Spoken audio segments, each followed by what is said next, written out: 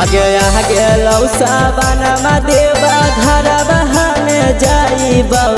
आगे लौसा बनमा देवा घर बहाने जाइबौ माला बागे जलवा तोहरे ला चढ़ाइबौ करे जाबागे जलवा तोहरे ला चढ़ाइबौ आगे तोरे से होबै बियाहवा भोले बाबा जी से मांगबौ तोरे से होबै बियाहवा भोले बाबा जी से मांगबौ माला बागे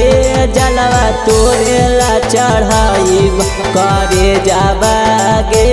जलवा तोरे ला चढ़ाइब सुनाई गया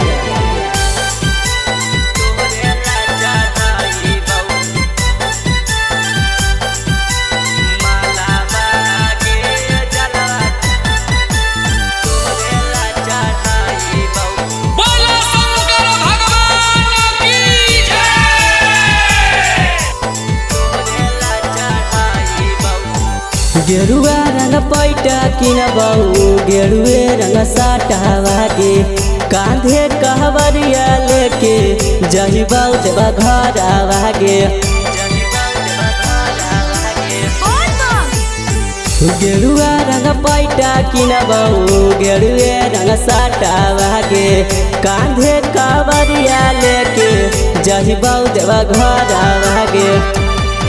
आगे जाई शिव बोली के सुया पहाड़ चढ़ी जाइब आगे जाई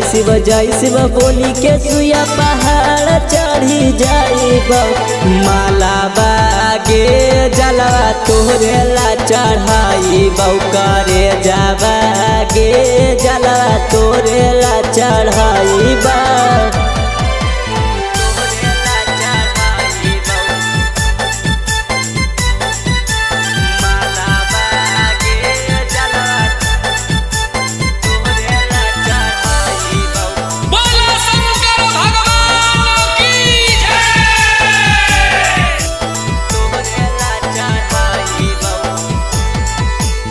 भोला बाबा से मंगबौ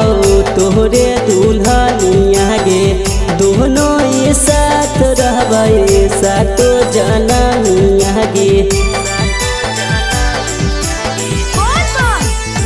भोला बाबा से मंगबौ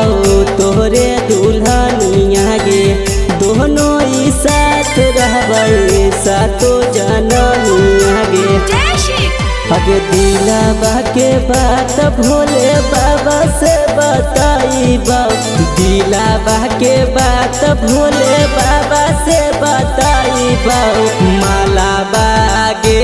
जलवा तोहरे ला चढ़ाइबौ करे जाबागे जलवा तोहरे ला चढ़ाइबौ